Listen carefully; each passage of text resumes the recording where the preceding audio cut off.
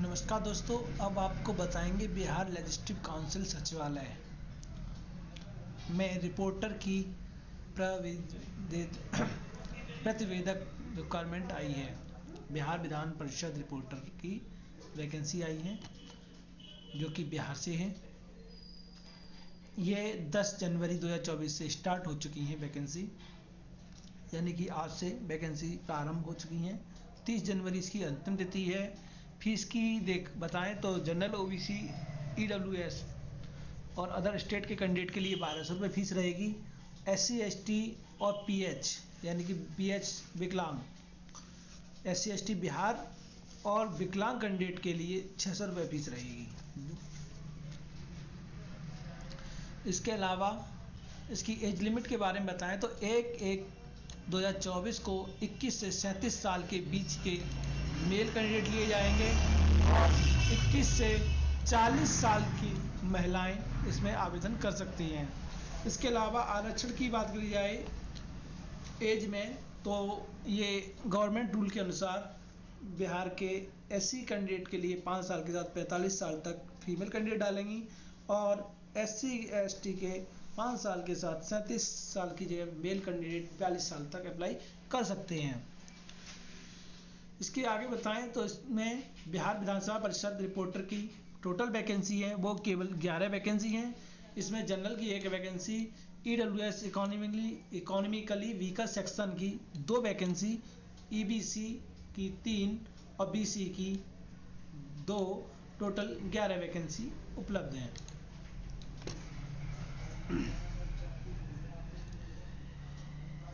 आगे आपको बताएं इसके बारे में तो इसकी क्वालिफिकेशन के बारे में बताते हैं। क्वालिफिकेशन क्या है इसके? बैचलर डिग्री एनी स्ट्रीम, यानी बैचलर डिग्री ग्रेजुएशन की हो किसी भी स्ट्रीम से कैंडिडेट हो।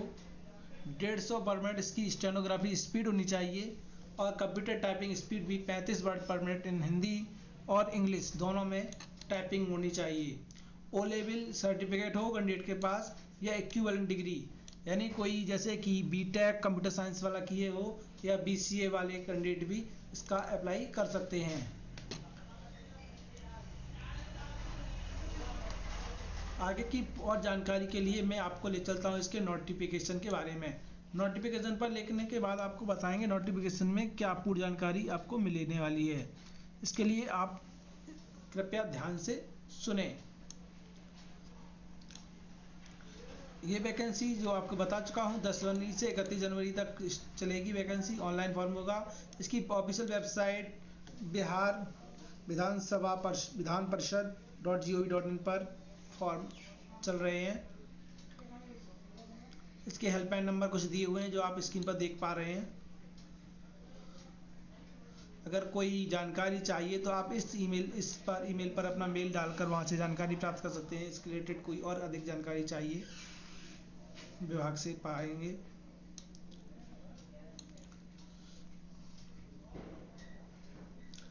यहाँ पर वैकेंसी की बात करें तो यहाँ पर 11 वैकेंसी किस तरीके से वो आप देख पा रहे हैं।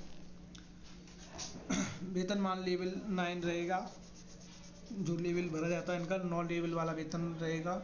आरक्षित कैंडिडेट के लिए 1 वैकेंसी है। अनारक्षित वाले अनारक्षित होते हैं। जनरल कैटेगरी कैंडिडेट की 1 वैकेंसी है। अनुसूचित जाति की 2 वैकेंसी है।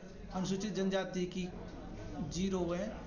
अत्यंत पिछड़ा वर्ग जो रहेगा वो 2 वैकेंसी है। पिछड़ा वर्ग के लिए 1 वैकेंसी है। पिछड़े वर्गों की महिला के लिए 0 वैकेंसी है। आर्थिक रूप से कमजोर वर्ग जो हैं उनके लिए 2 वैकेंसी हैं।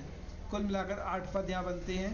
इसके अलावा 35% क्षेत्रीय आरक्षण के तहत महिलाओं हेतु आरक्षित पद हैं कुछ, जिसमें कि यहाँ एक वो आप देख पा रहे हैं। इसके अलावा आपको इसकी शैक्षिक योग्यता के बारे में बताएं। शैक्षिक योग्यता में इसमें ग्रेजुएशन होना, 150 वर्ड आंसू लेखन यानी कि वही स्टेनोग्राफी, 35 वर्ड हिंदी इंग्लिश दोनों टाइपिंग। और यहाँ पर आपको बताया था उसके लेवल का कुछ कोर्स होना चाहिए, जैसे AICTC या कंप्यूटर पाठ्यक्रम के इलेक्ट्रॉनिक प्रत्यावर्तन NIOS, नाइलेट या NIOS के थ्रू नाइलेट या डॉइक के थ्रू होने वाले ओ लेवल सर्टिफिकेट लगेंगे, या फिर उसके समकक्ष स्तर वाले समतुल्य विषय में कंप्यूटर दक्षता हो। उसके समतुल्य में अगर देखते हैं तो मिल लेती है BCA या बीटेक कंप्यूटर साइंस वाले कैंडिडेट भी इसको अप्लाई कर सकते हैं। इसके जाति आरक्षण के बारे में तो ये बिहार कैंडिडेट ही ध्यान दें, अदर स्टेट वाले SC कैटेगरी वाले लोग जनरल में ही काउंट होंगे, वो अपने आप को SC ना समझें। ये बात यहाँ स्पष्ट लिखी हुई है। जाति का आरक्षण का लाभ उन्हीं अभ्यर्थियों को मिलेगा जिनका स्थायी निवास बिहार राज्य में है, अर्थात जो बिहार के मूल निवासी हैं।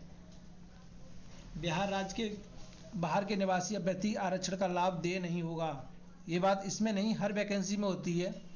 ऑनलाइन आवेदन में भरा गया स्थायी पता स्थायी निवासी आरक्षण के आयोजन के लिए अनमान्य होगा, यानी जो आपको पता डाला जाएगा फॉर्म पर वो स्थायी निवास माना जाएगा, उसी पे आपको दिया जाएगा आरक्षण। तो जैसे ही आप बाहर का एड्रेस अपना भरेंगे आपको आरक्षण नहीं मिलेगा। ऑनलाइन आवेदन करते समय जो जाति एवं अत्यंत पिछड़ी जाति के अभ्यर्थियों के पास निम्नांकित प्रमाण पत्र होना चाहिए।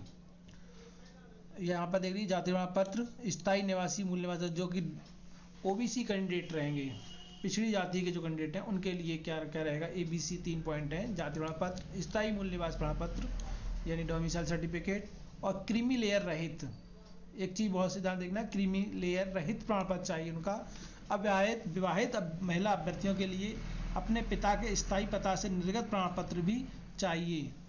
जो विवाहित महिलाएं हो जाती हैं उनके पति के यहाँ का एड्रेस जरूर लगाएंगी, लेकिन उससे पहले उनके पिता के यहाँ का भी डॉक्यूमेंट चाहिए, ये कास्ट सर्टिफिकेट क्रीमी लेयर रहित वाला। इसके अलावा आप आगे और भी डिटेल पढ़ सकते हैं इसमें। इस रिलेटेड अभी और कोई जानकारी आपको चाहिए तो मुझे कमेंट में बताएं, मैं उसको आपके बारे में उसको नेक्स्ट वीडियो में आपको पूरा बताऊंगा, समझाऊंगा क्या मांगा है।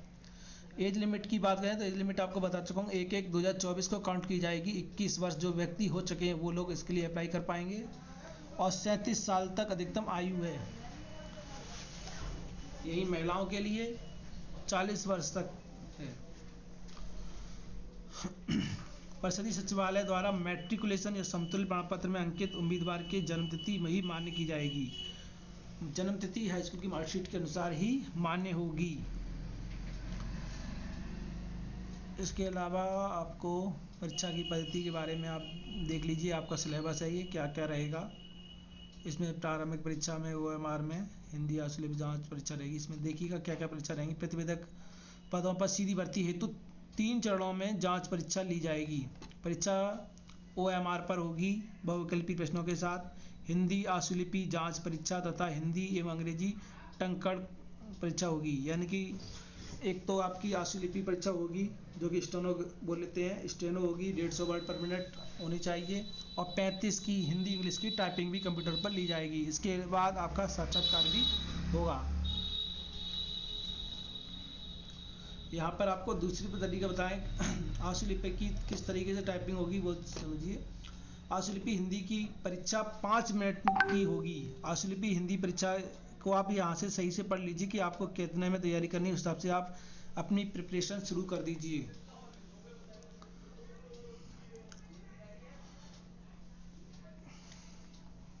चलिए अब आपको नेक्स्ट वीडियो में आपको और कुछ नई वैकेंसी के साथ बताएंगे।